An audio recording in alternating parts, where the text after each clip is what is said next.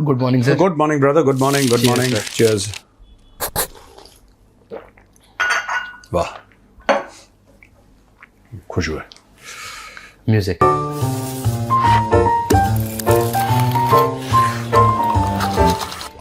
Cheers. दोस्तों, शुरू करने से पहले मैं आपसे एक रिक्वेस्ट करना चाहता हूं कि बहुत लोग हमारा ये प्रोग्राम देखते हैं, लाखों की तादाद में रोज. Every day this programme is watched, but unfortunately आप लोग सब्सक्राइब नहीं करते. देखिए, हमारा अब ये एम चल रहा है कि हम इस चैनल को 1 मिलियन पार करवा दें. तो मेरी आपसे रिक्वेस्ट है कि आप प्लीज़ इसको सब्सक्राइब करिए, है ना. आप सब्सक्राइब करेंगे तो हमें थोड़ा सा मनोबल हमारा ऊंचा होगा और हमें और मन चाहेगा हम आपके लिए और बेहतर प्रोग्राम लेकर आएंगे. तो please subscribe to this channel. Sir, और बताइए.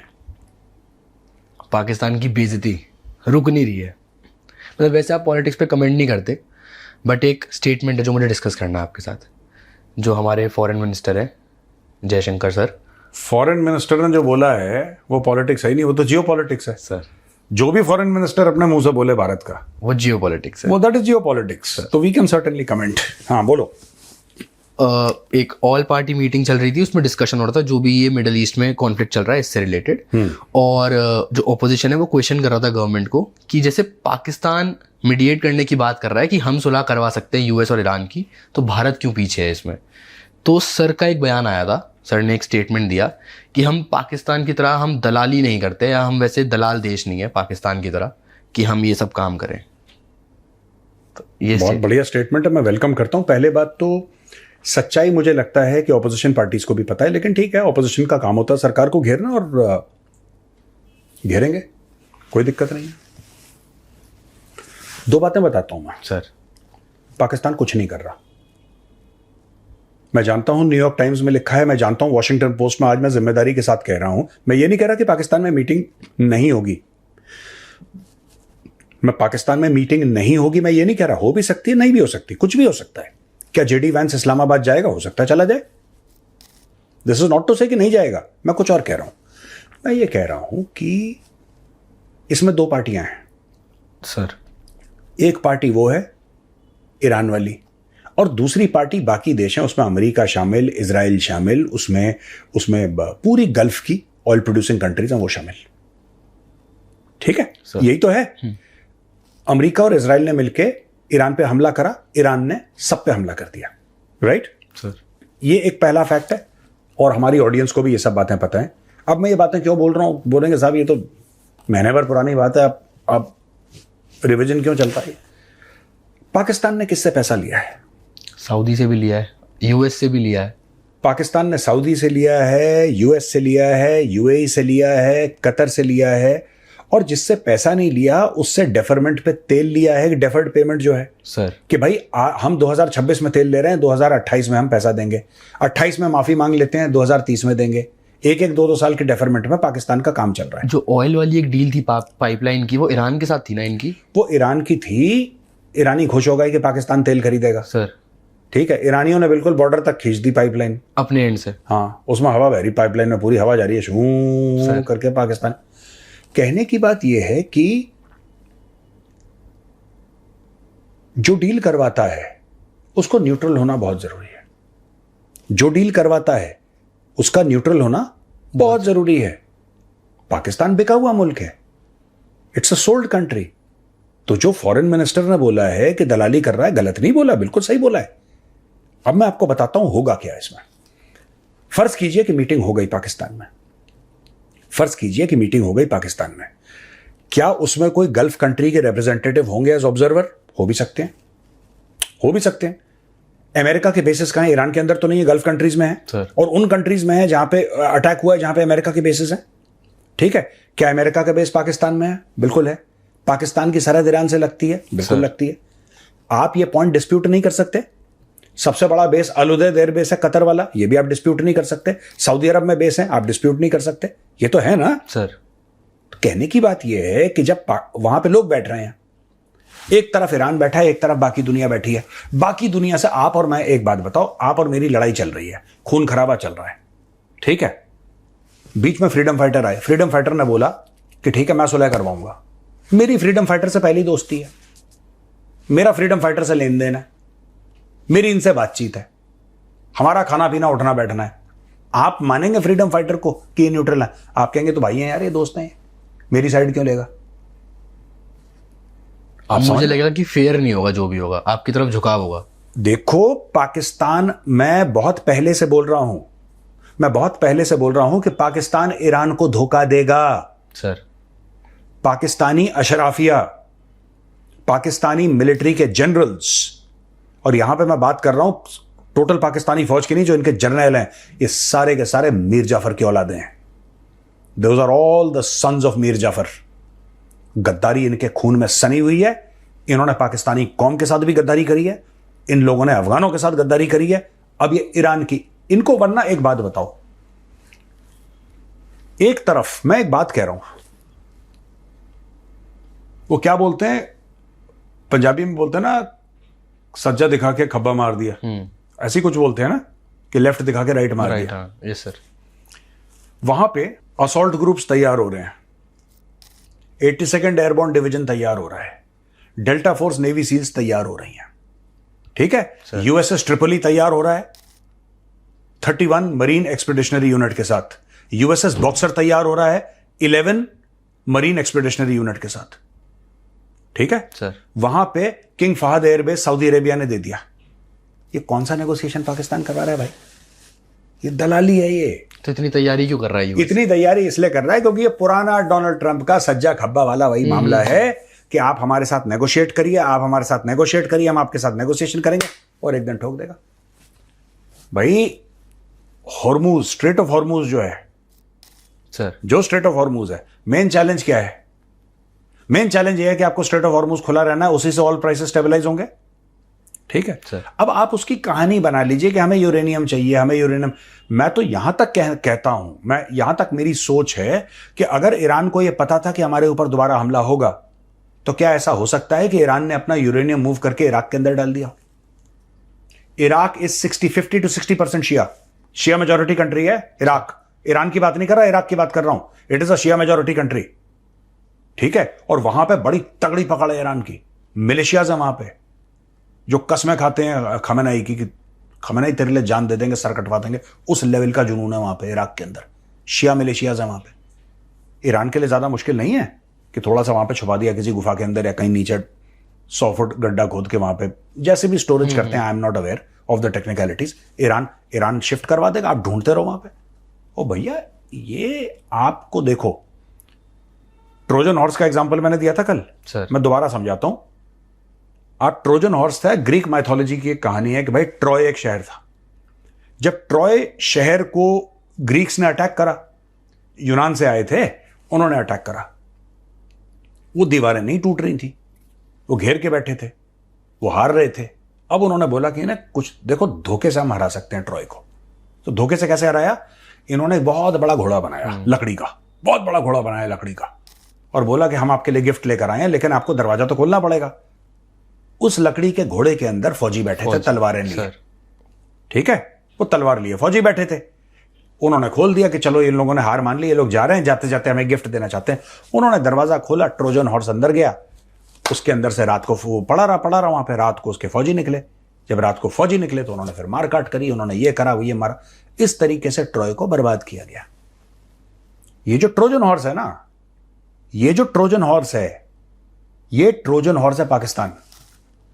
ये जो ग्रीक्स हैं जिनको मैं बोल रहा हूं, वो है डोनाल्ड ट्रंप और इजराइल, ठीक है, और जो ट्रॉय है वो ईरान है। पाकिस्तान धोखा देगा, इनके खून में धोखा है, इनकी फितरत में धोखा है। ये मीर जाफर है इनके सर। पाकिस्तान की जो एस्टेब्लिशमेंट है मैं उसकी बात कर रहा हूं, ये सारे के सारे मीर जाफर हैं। ये पूरा, कल जेडी वैंस आ जाएगा इस्लामाबाद, हाँ, फिर क्या होगा बताओ? होना क्या है, होगा क्या, ये तो बताओ। ये कुछ नहीं कर रहे, स्ट्रेट ऑफ हॉर्मोज खुल जाएगा, कल पाकिस्तान अपनी 4-5 अरब डॉलर की दलाली खा लेगा। सिंपल सी बात है। जब चाइना और यूएस के डिप्लोमेटिक रिलेशंस बहाल कर रहे थे, मैं 50-60s की बात कर रहा हूं, जब Henry Kissinger was the secretary of state, sir, तब भी पाकिस्तान ने दलाली खाई थी, पाकिस्तान को पैसे मिले। जब सोवियत फौजें अफगानिस्तान में थी, तब इनको दलाली मिली। 9/11 के बाद जब फौजें आई, सर, तब इनको दलाली मिली। इन्होंने हर समय, यार doctor Jaishankar is talking history. लोग कह रहे हैं साहब ऐसा कैसे, ऐसा नहीं कह सकते, ही इज टॉकिंग हिस्ट्री। यार डॉक्टर जयशंकर गलत थोड़ा ना बोल रहे हैं, ही इज टॉकिंग हिस्ट्री। वो है दलाल मुल्क को, उनके जितने पूरे अशराफिया हैं दलाल, वो उनका काम ही यही है। सर एक वीडियो है ट्विटर पे, और ये वीडियो है जो एक्स मेजर हैं आदिल राजा, उनके साथ है। एक आपने ओपन कॉलर किया था डॉक्टर वाइल अवाद के साथ। हाँ हाँ, क्यों नहीं, हाँ हाँ, हमारे ऑफिस तो आए थे वो। सर हाँ हाँ हाँ। तो इनकी बात हो रही है आदिल राजा से इस पॉडकास्ट में, मतलब वर्चुअल इंटरव्यू हो रहा है ये। तो इनका भी यही कहना है कि जो पाकिस्तान है उसके टुकड़े होंगे आगे जाके, और जो पाकिस्तान है ना वो अपने आप को रेंट करवाते हैं पैसे के लिए। पहले पाकिस्तान ने क्रिएट किया अलकायदा यूएस के साथ मिलके, उसके बाद इन्होंने अफगानियों को बेचा यूएसए को, उसमें इन्होंने पैसे खाए। उसके बाद इन्होंने जानबूझ के बलोचों के साथ लड़ाई करी, उसके इन्होंने अलग से पैसे खाए। उसके बाद इन्होंने अफगान से अलग से लड़ाई करी और इंडिया के साथ अलग से लड़ाई करी, और इसमें भी इन्होंने पैसे खाए। तो ये इनका स्टेटमेंट है, वो जो ये एक इंटरव्यू दे रहे हैं वर्चुअल। हम क्या उसमें थोड़े से इनके वर्ड्स ऑडियो ले सकते हैं? हाँ, मैं सुना सकता हूँ। हाँ सुनो। क्या नजर आता है, कैसे आप देखते हैं पाकिस्तान के किरदार को इस कॉन्फ्लिक्ट के अंदर? देख लो, पाकिस्तान के लिए अनफॉर्चुनेटली उनकी डिफेंस मिनिस्टर खुद बताया था दुनिया में, they rented themselves to the American against the Soviet Union. ये तो तालिबान अलकायदा बनाया था, वो आईएसआई सऊदी अरेबिया वाले उनके लिए, और अमेरिकन सीआईए, उन्होंने तीनों अलकायदा बनाया था इराक के अंदर, अफगानिस्तान के अंदर और सीरिया के अंदर बाद में। लेकिन मैं ये बात करना चाहती हूँ, पाकिस्तान में अगर पाकिस्तान खुद नहीं मालूम हो गया उनकी, they can rent themselves to the American for 40 years, अभी तक anything can go in the Pakistan and the military people। ये पाकिस्तान सोचना चाहते हो, if they wanted to survive as an independent country, उसके लिए मुसलमान का कोज they should take it serious, क्योंकि आजकल बलूचिस्तान उनकी बहुत मतलब ये जख्म हो गया वहाँ पर भी है, और काफ़ी बाहर का सपोर्ट फोर्स सपोर्ट कर रहा है। और दूसरी बात भी ये पश्तून वाले का जो अभी कार थे अफगानिस्तान और पाकिस्तान के अंदर, आपका मालूम हो गया था, इसके ये हालत बुरा हालत हो गया, पूरा दुरंत लाइन में भी शुरू हो रहा है, और अभी एंटी पाकिस्तान सेंटिमेंट बहुत स्ट्रॉन्ग है अफगानिस्तान के अंदर। ये भी याद रखना, जिस वक्त में पाकिस्तान सोल्ड आउट द अफगानी तालिबान तो अमेरिकन, जो जब तक मुशर्रफ के वक्त में आ गया था, उन्होंने 1300 टॉप लीडर्स ऑफ अफगानिस्तान वो सरेंडर भी दे दिया था, अमेरिकन के लिए दे दिया। तो इसलिए अफगानी में बिल्कुल आजकल में किसी को भी यूज कर सकते अफगानिस्तान की जंग शुरू कर रहे पाकिस्तान के साथ में, और इंडिया में टेंशन भी शुरू हो रहा है, और पाकिस्तान वल्नरेबल भी है, उनकी टेरिटरी अमेरिकन खुद मांग रहे, फोर्सेस वहां पर अगर फुट ऑन द ग्राउंड नहीं आ रहे तो they can put foot on the ground और इंटर थ्रू पाकिस्तान। अगर बलूची के कार्ड प्ले कर सकते जैसे मुजाहिदी खल्क, और उन्होंने कुर्दिश कार्ड भी यूज करे नॉर्थ ऑफ इराक, तो इसलिए अमेरिकन वो मालूम हो गया उनकी from the sky they can not win this war, foot on the ground चाहिए। और अभी तक लोग वहां पर अमेरिकन इंटेलिजेंस कह रहे, जिस वक्त इस्लामिक रिवॉल्यूशन आया था उसी के वक्त अमेरिकन खुद मांग रहे पाकिस्तान और ईरान झगड़ा शुरू करना चाहिए, लेकिन उसी के वक्त पाकिस्तान नफरत हो गया तो मना कर दिया था अमेरिकन के लिए। लेकिन आज तक पाकिस्तान वल्नरेबिलिटी बहुत है, पॉलिटिकली अनस्टेबल, इकोनॉमिकली अनस्टेबल, और उनकी सरकारी जो पावर है, they should put the interests of Pakistan in front of their eyes, otherwise Pakistan will be itself disintegrated। Doctor दोस्तों, ये डॉक्टर वाइल अवार्ड थे, ये हमारे ऑफिस में भी आए थे चाणक्य फोरम की, और आप देख सकते हैं यहाँ पे हमारा, you know, it was a privilege to host him. उनके पॉइंट्स ऑफ व्यू थोड़े से मुझसे अलग हैं, लेकिन he is a very well read man. Doctor वाइल अवार्ड, he is an extremely well read man. तो देखो ना, हम लोग बोलते हैं पाकिस्तानियों को चुभता है सर, लेकिन ये सच है। पाकिस्तान दलाली खा के तो जिंदा है अभी। जब अमेरिका पाकिस्तान को पैसा देता है, किसी भी बहाने दे, पाकिस्तानी पैसा ले लेते हैं। पाकिस्तानी कभी ये नहीं पूछते अपनी हुकूमत से, ये कभी नहीं पूछते कि भाई एक बात बताओ, ये बार बार पैसे क्यों दे रहा है हमें, हम इसको क्या दे रहे हैं। आप अजीम कौम हैं, आप कलमा पढ़ के बने थे सर, बस यही चूरन खिलाते लोग पगलाए हैं, वहां पे फिर रहे हैं वहां पे। जैसा आपने कहा था कि आसिम मुनीर ने लंच खाया है, उसकी वो भरपाई करेगा। देखो वो जो लंच है ना, तो ये उसी का पार्ट है। Everything is a part of that. मैंने पिछले साल ही बोल दिया था, मेरा कि the end game is Tehran. Sir, मैंने यही बोला था जब सीरिया में बशार अल असद भाग गया था और अहमद अल शरा आ गया था, मैंने तब भी बोला था एंड गेम आपका ईरान है, इसके अलावा कोई एंड गेम नहीं है। आपका एंड गेम तेहरान है। और मैंने तब भी बोला था आज से 1 साल पहले, पाकिस्तान पीठ में खंजर उतारेगा ईरान के, ये पाकिस्तान की फितरत है। और मैं ये नफरत के बेस पे नहीं बोल रहा हूं। This is not coming from a place of hatred, this is coming from a place of Pakistan track record. Doctor वाइल अवार्ड जो कह रहे हैं ना कि पाकिस्तान अपने आप को रेंट करता है, अभी भी पाकिस्तान अपने आप को रेंट कर रहा है।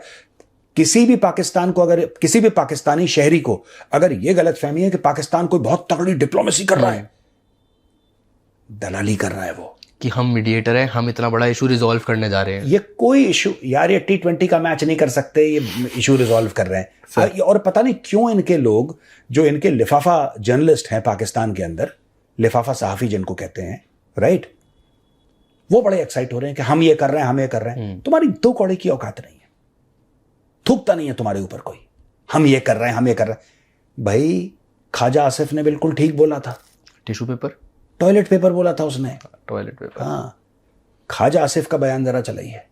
मैं अभी अपने फोन पे जो है यूनाइटेड नेशंस में तकरीर की हुई है हिलरी क्लिंटन, उसने सब कुछ बयान किया हुआ है, वो इस पे चलाएं इसके ऊपर कि किस तरह पाकिस्तान को उन्होंने इस्तेमाल किया। लैंडमार्क तकरीर है उसकी, और वो किस तरह एक टिश्यू पेपर की तरह, टिश्यू पेपर तो फिर भी टॉयलेट पेपर की तरह हमें छोड़ गई यहां पे। हो गया सर, सुन लिया?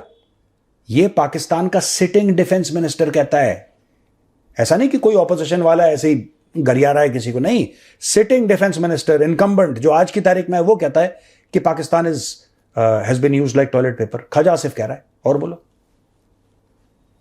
ख्वाजा आसिफ को हिस्सा नहीं दिया होगा। क्या नहीं दिया होगा? हिस्सा नहीं दिया होगा ख्वाजा आसिफ को। सर, इसके साथ साथ एक और वीडियो है ट्विटर पे। हाँ जी। उस वीडियो में एक मुस्लिम स्कॉलर हैं और वो यूएस में बैठ के एक स्पीच दे रहे हैं, और उस स्पीच में उनका कहना है कि अभी हमने एक मेयर सेलेक्ट किया है, वो मुस्लिम सेलेक्ट हुआ है यूएस। जी? अभी एक मेयर कोई सेलेक्ट हुआ है तो वो मुस्लिम सेलेक्ट हुआ है। कहाँ पे? यूएस की बात हो रही है ये। हाँ।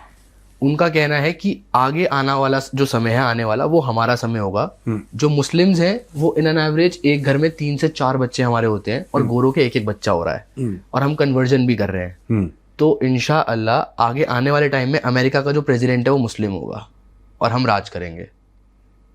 One day you're going to be the president of the United States of America. No one, कोई Michael Ali who can stop you from becoming a president. Dream big, have a vision. Because if Barack Hussein Obama can be a president, Sohaib Jawad cannot be a president. Tell me. He's going to be a president. He's talking about that the Muslims will take over Mecca. They used to laugh at him. What happened? What is Mecca now? Where is Mecca? It's coming. Change is coming to America. कर लो। ये कोई मतलब ये mindset, क्या mindset है कि हर जगह हमें राज करना है, हम बच्चे इसलिए कर रहे हैं ताकि हम सत्ता में परिवर्तन ला पाए, चेंज कर पाए पॉलिटिक्स पूरी। That is the truth, that is the truth. अगर यूएस में हैं और वो लॉन्ग गेम खेल रहे हैं मुस्लिम्स वहां पे, उन्होंने भी यही कहा था कि आज का नहीं है, आपके पोते इस चीज का फायदा उठाएंगे, वो एंजॉय करेंगे इस चीज को। हाँ, वो तो है ही। यूके में यही तो हुआ है। यूके में ये बोल दिया है कि Islamophobia sir will become a crime. अगर आप मुसलमानों के खिलाफ कुछ बोलेंगे वो गुनाह है, सिखों के खिलाफ बोलेंगे वो गुनाह क्यों नहीं है? हिंदुओं के खिलाफ बोलेंगे, ईसाइयों के खिलाफ बोलेंगे, जैनियों के खिलाफ बोलेंगे, बौद्धों के खिलाफ बोलेंगे, वो गुनाह क्यों नहीं है? सर ये होगा। देखो, इसमें आप और हम कुछ नहीं कर सकते। जो मुल्क कर रहा है, ठीक है, and mayor by mayor, state by state, और ऐसी बात नहीं है। यूएस को भी आप देख लेना इसमें। US will, unless US takes corrective measure. देखो, मैं किसी धर्म विशेष के खिलाफ नहीं सर कि उधर मुस्लिम को होना चाहिए, नहीं होना। मैं कौन होता हूं बोलने वाला कि आपको होना चाहिए कि नहीं होना चाहिए? वो आपके और यूएस के बीच का मामला है। पर यह कहना कि हम इतने बच्चे पैदा करेंगे, हम टेक ओवर कर देंगे, मैं स्टेटमेंट के खिलाफ बोल रहा हूं। ठीक है, ये जिहादी मानसिकता है, और ऐसों को America knows how to deal with such people sir and they should deal with such people. कोई भी आए, हिंदू मुसलमान सिख ईसाई, आराम से रहे, प्यार मोहब्बत से रहे, अमेरिका की तरक्की का रीजन बने. आपको लग रहा है ये जो बोल रहा है आदमी अमेरिका की तरक्की बनने वाला है आदमी? ये नहीं बनेगा. ये अमेरिका की विनाश की बात कर रहा है. अगर ये सीरिया से आया है, अगर ये पाकिस्तान से आया है, ये बेहतर जिंदगी के लिए नहीं आया है. ये अमेरिका को पाकिस्तान या सीरिया बनाने के लिए आया है. बट ऐसे जो भी स्टेटमेंट्स हैं वो एक ही एंड से क्यों आते हैं? मतलब और कहीं से क्यों ऐसा कुछ स्टेटमेंट नहीं आता? क्योंकि और किसी को इंटरेस्ट नहीं है इसमें. और किसी को किसमें क्या इंटरेस्ट है? सर देखो, आप जिसमें इंटरेस्ट लोगे आप उसमें आगे बढ़ोगे. आपने यूएस की बात करी. इंडियंस को किसमें इंटरेस्ट है? एजुकेशन में. टेक में नहीं, टेक बाद में आता है, पहले एजुकेशन. एजुकेशन पहले है. हिंदुस्तानियों में एक रट जैसी है कि बच्चा पढ़ जाए. हाँ होता है ना, पढ़ो पढ़ो पढ़ो पढ़ो पढ़ो. 24 घंटे बिल्कुल माँ बाप सर पे सवार रहते हैं, टीचर सर पे सवार, पढ़ो पढ़ो पढ़ो. उसका रिजल्ट क्या हुआ 2-3 जनरेशन के बाद? उसका रिजल्ट ये हुआ कि आज जितनी भी टेक्नोलॉजी की फील्ड में लीडरशिप है वो मैक्सिमम इंडियन है. अगर आप एक एथनिसिटी के हिसाब से देखें, आपको लीडरशिप इंडियन दिखेगी. हाउस होल्ड मीडियन इनकम सबसे ज्यादा अमेरिका में इंडियंस की है, करीब $1.5 लाख एक साल का. दैट इज द एवरेज एक इंडियन हाउस होल्ड की इनकम है. यूएस की बात कर रहा हूं क्योंकि आप यूएस का एग्जांपल दे रहे हैं. आप जिस चीज पे आप एजुकेशन पे फोकस करेंगे आप सक्सेसफुल हो जाएंगे. अगर आप बच्चे पैदा करने में फोकस करेंगे पॉपुलेशन ज्यादा हो जाएगी. आप जिस पे फोकस करेंगे वो चीज़ हो जाएगी. भाई, विराट कोहली जब क्रिकेटर बना तो उसके पहले फुटबॉल की प्रैक्टिस कर रहा था. वो क्रिकेट सर क्रिकेट की तो प्रैक्टिस कर रहा था. वो क्रिकेट की प्रैक्टिस कर रहा हो, विराट कोहली बन गया. आप जिस चीज की प्रैक्टिस करोगे वो हो जाएगा. थोड़ा सा ऐसे हैवी सा हो गया है. मैं एक बढ़िया खबर सुनाता हूँ आपको. एक प्रेस कॉन्फ्रेंस टाइप चल रही होती है पीएसएल को लेके. और इसमें अरे यार, ये पहला सवाल पूछना था. हद ही हो गई यार, यही तो गड़बड़ है तुम्हारी. इसमें ना बॉब्जी भी होता है, शाहीन शाह अफरीदी भी है, रिजवान भी है. और बॉब्जी फिर आउट हो गया, सोना 5-7 रन बना के कुछ दिन पहले. ये तो बट मैं आपको पहले ये न्यूज़ एक बार बताता हूँ. बॉब्जी वाला भी मुझे आइडिया नहीं है उस चीज़ का. शाहीन शाह अफरीदी बैठा है, बॉब्जी बैठा है, रिजवान बैठा है, तो ऐसे सब पीएसएल के जितने भी कैप्टन हैं सब बैठे होते हैं. हाँ जी. तो एक रिपोर्टर ने इनसे पूछते हैं, बात स्टार्ट करते हैं. और फिर रिपोर्टर बोलते हैं कि अभी जैसे T20 वर्ल्ड कप गया है उसमें जो आपकी परफॉर्मेंस थी वो वैसे नहीं निकल के आई है. बाबर से क्वेश्चन होता है कि वैसे आपका स्ट्राइक रेट नहीं रहा है. तो इतने में शी जिनपिंग का वो माइक पकड़ते हैं और बोलते हैं कि T20 निकल चुका है तो उसकी क्वेश्चन मत लेकर आओ, उसकी बात मत करो. पीएसएल के लिए बैठे हैं, पीएसएल की बात करो. इंशाल्लाह जब आगे कभी ऐसा कुछ मौका फिर आएगा तब हम उस बारे में बात करेंगे, हम आपको अच्छे से जवाब दे पाएंगे. अभी पीएसएल की बात करिए, अभी वर्ल्ड कप की बात मत करो. पाकिस्तान में तो बात मत करो इज द नेशनल स्लोगन की. बात ही मत करो किसी चीज की. भाई, यू आर अकाउंटेबल. आपने कौम का पैसा लिया है, सर आपको जवाब देना पड़ेगा.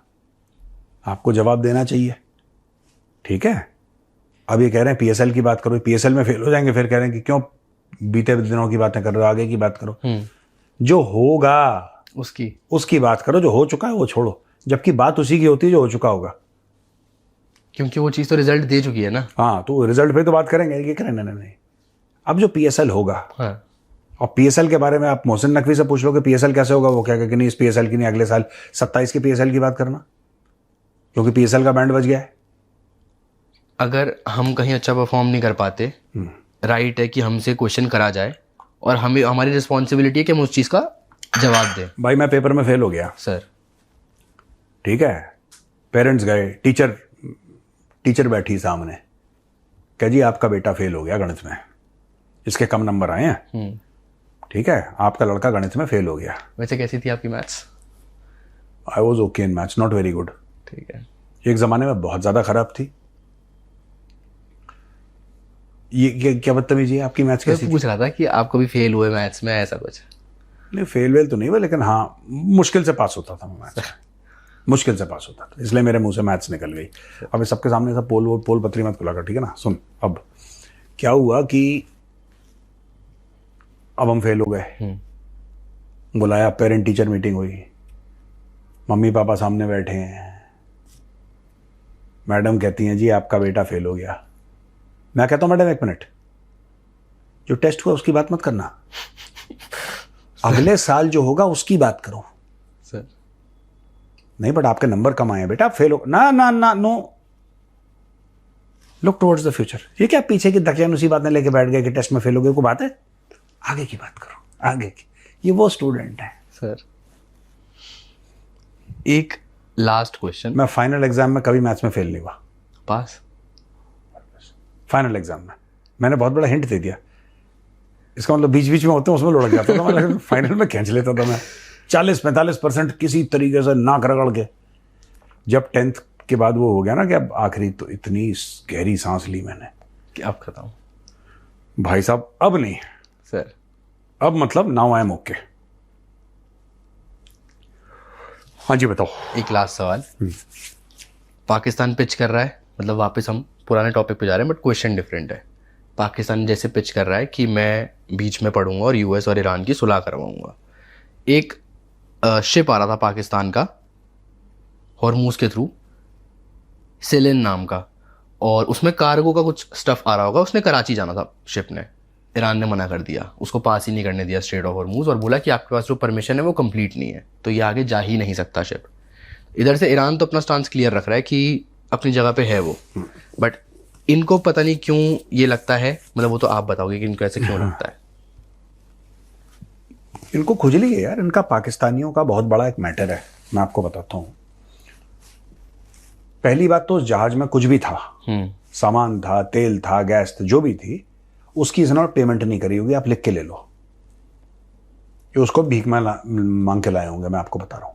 एक तो वो होता है ना कि हमारा सामान रुक गया लेकिन हमने उसकी पेमेंट करी थी, यार हमने पैसे दे चुके हैं, अब नुकसान करवा रहे हो। इनका कोई नुकसान नहीं, वो भी गैस फ्री में आई होगी, वो रुक गई। तो पाकिस्तान में ज्यादा लोड नहीं लिया उन लोगों ने, क्या मुफ्त की चीज थी, रुक गई, जब होगी तब आ जाएंगे। ठीक है, एक तो ये चीज है। दूसरी बात ये है कि ये जो पाकिस्तान कहता ना, हम ये सब हमने करना है, मैंने कि हम सुलह करवाएंगे, और यही तो बात थी आपकी ना, सुलह करवाएंगे। ये तो मैंने आपको पहले भी बताया था यार, इन्होंने पैसे ले रखे हैं लोगों से, पर जो ईरानी इनका सामान रोक देते हैं, आपने देखा कि ईरानी काम बोलते अलग हैं, करते कुछ और है पाकिस्तान को लेके। जितने भी उनके ट्वीट हैं या जितने भी उनके ऐसी बातें हैं, उसमें Pakistan is a brotherly Islamic country. वो भी ब्रदरली इस्लामिक, ये भी ब्रदरली इस्लामिक। ये पाकिस्तानियों का तेल और गैस रोक रहा है ईरान, और वहां पाकिस्तान ब्रदरली इस्लामिक करके छुरा तेज कर रहा है कि भी ट्रंप अब्बू के हाथ में हमें छुरा देना, कासिम मुनीर लगा हुआ है। ठीक है ना। ये थी, हो गया आज का सर। जो डॉक्टर जयशंकर ने बोला था, याद है, गली गली में हल्ला है। ठीक है सर, ठीक है ना। चले, अभी फोन ना आ जाए मेरे पास। नहीं है ना, चलो ठीक है, ओके, चलो भैया, राम राम।